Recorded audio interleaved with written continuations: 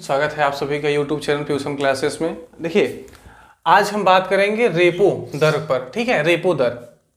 और अभी जो परसों का मतलब कल का न्यूज है जिसे आज हम आपको कवर करा रहे हैं। ठीक है, तो ये जो न्यूज है ये शक्तिकांत दास जो है हमारे नए गवर्नर हैं। आप लोग गवर्नर क्या आते हैं इसको हम, अगर आप लोगों को नहीं पता होगा तो आप कमेंट करके बताइएगा, हम आपको अन्य वीडियो में बता देंगे, दूसरे वीडियो में बता देंगे। तो आज इस वीडियो में हम बात करेंगे कि रेपो दर क्या होता है और रेपो दर क्यों बढ़ाया गया, क्या दिक्कत है। देखिए, कर्ज और महंगा रिजर्व बैंक ने रेपो दर 2.5% बढ़ाई गई है। ठीक है, तो रिजर्व बैंक जो है अपने देश का रिजर्व बैंक है, भारतीय रिजर्व बैंक, जो कि एक हम पूरे एक सरकार की बैंक है जो पूरा सिस्टम को देखती है। यहाँ अपने यहाँ बैंकिंग का जितना सिस्टम होती है वो सब रिजर्व बैंक द्वारा देखा जाता है। उसके द्वारा जो बनाया गया नियम होता है वो सभी लोग फॉलो करते हैं, यानी सभी बैंक क्या करते हैं, फॉलो करते हैं। इस बात को आपको आसानी समझ में आ गया होगा। क्या है भैया, काहे हंस रहे हो? हमारे कैमरा मैन भाई साहब हंस रहे हैं, क्या बात है भैया? चलिए, यहाँ पे कुछ गड़बड़ हुआ क्या? चलिए देखिए। ठीक, तो रेपो दर क्या होता है, तो यहाँ बात करते हैं कि रेपो दर क्या होता है। सबसे बड़ी बात, जैसे रेपो दर को जब बढ़ाया गया 0.5%, तो हम बात करते हैं, सबसे पहले बात करते हैं रेपो दर होता क्या है। देखिए, आसान भाषा में समझने के लिए है कि जो रेपो दर होता है वो होता है, अगर एक सिस्टम पूरा बना हुआ है, इसमें रेपो दर होता है। जैसे पूरे जितने भी बैंक हैं उन बैंकों का भी एक बैंक है, मतलब समझते रहे। जैसे घर पे जो छोटे छोटे बच्चे हैं उनके जो पापा हैं, ठीक है, उनके पापा के भी पापा हैं। ठीक है, तो यानी जैसे मान लीजिए अगर हमारी शादी हो गई, हमारे बच्चे हैं, तो हम अपने बच्चों के पापा, हमारे पापा हो जाएंगे। ठीक है, और फिर उन पापा के भी पापा, मतलब पापा के भी पापा होंगे। समझा रहे नहीं?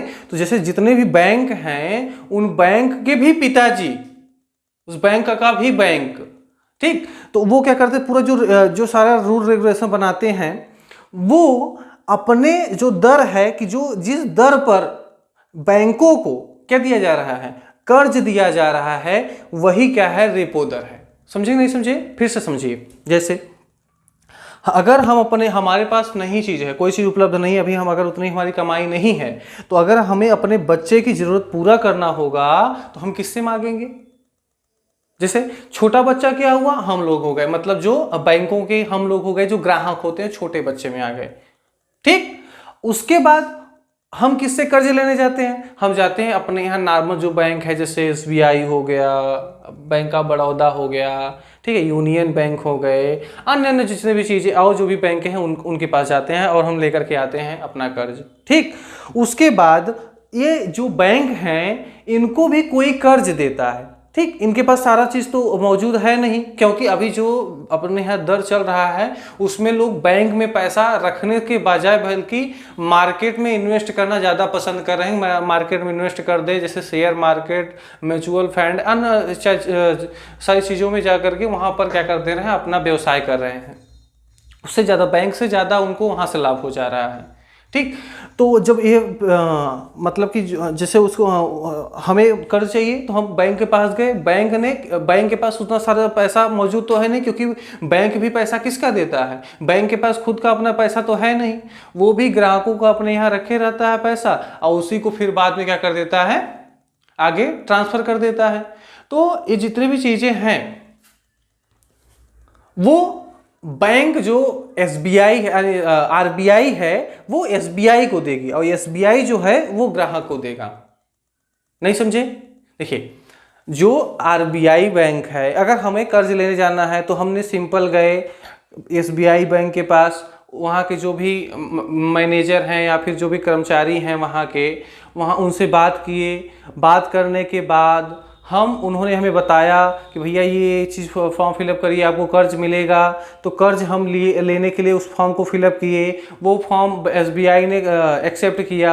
अगर SBI के पास पैसा मौजूद नहीं रहा तो क्या करेगा, वो मतलब वो बैंक से और कर्ज लेगा। तो किस बैंक से कर्ज लेगा, तो RBI से लेगा।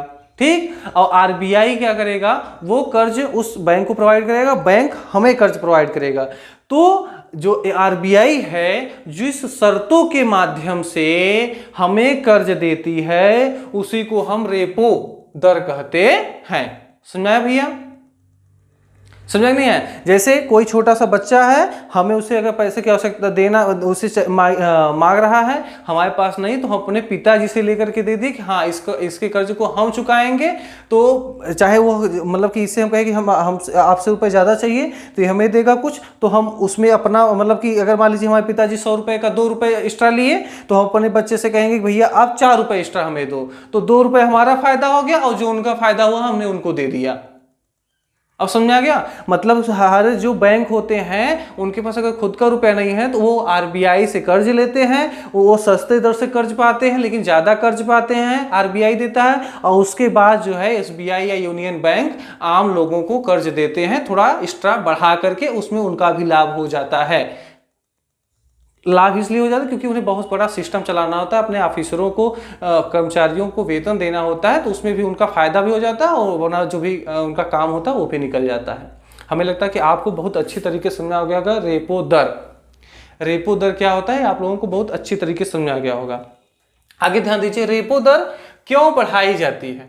रेपो दर क्यों बढ़ाई जाती है? देखिए, रेपो दर हमेशा महंगाई को घटाने के लिए या बढ़ाने के लिए या उसके लिए जिम्मेदार होती है। ठीक है, रेपो दर किसी भी महंगाई में क्या अगर बढ़ा दिया गया, रेपो दर बढ़ा दिया गया, जैसे महंगाई बहुत ज़्यादा बढ़ गई तो लोग क्या करेंगे? अपने धन को सेव करने लगेंगे, उसे मार्केट में इन्वेस्ट करने से बचेंगे। ठीक, पहली चीज़। दूसरी चीज़, जैसे कि कोई चीज़ गाड़ी वगैरह खरीदना है या आगे चल के घर वो खरीदना है, उनके मन बन रहा है बनाने का, तो वो कुछ दिन के लिए क्या करेंगे? रोक देंगे। तो जिससे क्या होगा? महंगाई पर थोड़ा काबू आएगा, क्योंकि बहुत सारी चीज़ जिससे कई जो गाड़ी निर्माता कंपनियां हैं, कार निर्माता कंपनियां हैं, वो कई वेटिंग चल रहे हैं, कई उनके ग्राहक वेटिंग चल रहे हैं। महिंद्रा की गाड़ी है उसके काफ़ी लोग वेटिंग चल रहे हैं। ये हम खुद महंगाई बढ़ाते हैं। किसी चीज़ का अगर बहुत ज़्यादा मांग हो जाए तो ऑटोमेटिक वो महंगा हो जाएगा। जैसे हम ही पढ़ा रहे हैं और हमारी खूब सारे लोग मांग करने लगे, नहीं वही आके पढ़ाएं, वही आकर के पढ़ाएं, वही आकर के पढ़ाएं, तो जब इतना हो जाएगा तो हम अपना पैसा बढ़ा देंगे कि भैया जो हमें मतलब हमसे पढ़ना चाहता है हमें इतना पैसा चाहिए तभी हम आपको पढ़ाएंगे। जबकि ऐसा नहीं है, वो बहुत बड़ी दूसरी बात है कि हम इतने अच्छे भी नहीं हैं, वो अलग बात है कि इतना आएगा, वो किस्मत की अलग अलग बात होती है। लेकिन ये जो महंगाई है वो खुद से लोग बढ़ाते हैं। ठीक, तो इन्हीं महंगाई को कम करने के लिए क्या है, आरबीआई ने अपने इस नया जो है रेपो दर को बढ़ा दिया है। वह बैंकों से अब एक्स्ट्रा रुपए मतलब ज़्यादा रुपए लेगा, 0.5% उसने बढ़ा दिया है कि वह ज़्यादा लेगा, तो जिसकी वजह से और बैंकों के ऊपर प्रभाव पड़ेगा और बैंक भी ग्राहकों से ज़्यादा वसूल करेंगी।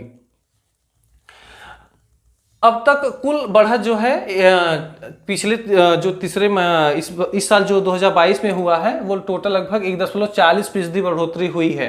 140%, सॉरी 1.40%, सॉरी 1.40% जो है बढ़ोतरी हुई है। 140 बहुत ज़्यादा हो जाएगा। ये तो एकदम लगता है कि सब मर जाएंगे, फिर उसको भूखे मरेंगे, खाना महंगा पड़ रहा है, मत खाओ, 2-4 दिन भूखे सो जाते हैं। वैसे फिर बड़े लोग जो है वो तो खा ही लेंगे, गरीब और जो मिडिल क्लास फैमिली है वही 2-3 दिन भूखे रह करके भी अपना जीवन चला लेंगे, दूसरी बात है। चलिए छोड़े। मई में जो है कुल अभी तक जो पिछले महीनों में, ठीक है, 3 महीनों में सबसे ज़्यादा जो बढ़ोतरी हो रही है, कितना बढ़ोतरी हुई है। मई में जो है 0.40%, जून में 0.50%, अगस्त में यानी अभी अगस्त जुलाई यही है 0.50% फिर से क्या हुआ, मतलब सॉरी हाँ 50% यानी 5% जो है वो 30 लाख और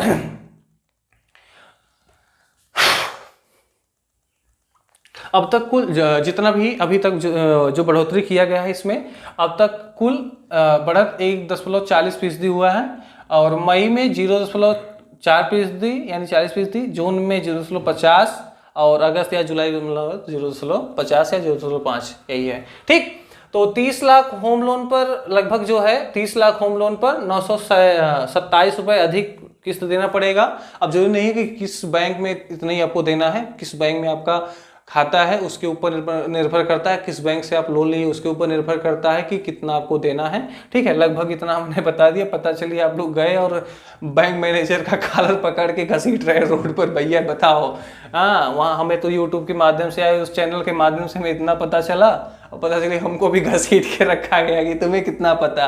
ठीक, तो अलग अलग बैंकों का अपना अलग अलग नियम है, जहाँ पर जैसा ज़्यादा और कम है। लेकिन अब अगर जितना भी उनका किस्त है उसमें इतना रुपए और अधिक ऐड हो जाएगा, तो लोग क्या करेंगे, इस कर्ज लेने के थोड़ा कम सोचेंगे और थोड़ा जो महंगाई है या गाड़ी वाड़ी वगैरह इस पर थोड़ा कम व्यय करेंगे, जिससे जो चीज़ों की बहुत ज़्यादा डिमांड है वो थम जाएगा और कुछ महंगाई असर करेगा, महंगाई पर असर करेगा, महंगाई कम होगी, ऐसा मानना है। अब कम से कम 7.8% पर मिलेगा कर्ज। लगभग आपको जो है पहले 6.7 या 6.8 के आसपास मिला करता था, अभी आपको 7.8% पर मिलेगा, ये फाइनल है। और जैसा बैंक मतलब जिस तरीके से उनका नियम होगा उस तरीके से चल रहा होगा, आप वहां पे जाकर के पता कर सकते हैं। अलग अलग नियमों पर अलग अलग जगह पर मिल रहा है हम लोग। हाँ, अब ध्यान देते हैं कि इस पर क्यों रेपो दर बढ़ाया जाता है। हमने आपको बहुत अच्छी तरीके से पढ़ाया कि महंगाई के ऊपर जो भी कार्य करना होता है उसके लिए क्या करते हैं, रेपो दर को बढ़ाया घटाया जाता है। ठीक है, इसको देखो 2020 में जब कोरोना बहुत तेजी से बढ़ा था तो उस समय रेपो दर पे काफी घटाया गया था, ताकि लोगों के ऊपर महंगाई या फिर जो जिसे जैसे पैसा नहीं आ रहा है और फिर भी खर्च होने के जो तरीके हैं ताकि उसको कम किया जा सके, लोगों के ऊपर प्रेशर कम किया जा सके, इसलिए रेपो दर को क्या किया गया था, घटाया गया था। लेकिन अब फिर से उसे बढ़ाया जा रहा है लोगों को, ताकि उस समय बहुत सस्ते लोन मिलने लगे थे तो लोगों ने अपना अलग से मांग होने लगी मार्केट में, इसलिए इस सब चीज़ों को बढ़ाना या घटाना जरूरी होता है। अगला रेपो दर क्या होता है, हमें लगता है कि आप लोगों को बहुत बेहतर तरीके से पता चल गया होगा। हाँ, बहुत अच्छे तरीके से पता चल गया, इसलिए अब और इसमें और हमें लगता है और किसी वीडियो को देखने की आवश्यकता नहीं है, आप इसी वीडियो में अच्छी तरीके से समझ गए होंगे। और जो अभी नया में बढ़ाया गया वो कितना बढ़ाया गया, जो 5% अपने जो गवर्नर हैं शक्तिकांत दास द्वारा ये बताया गया है।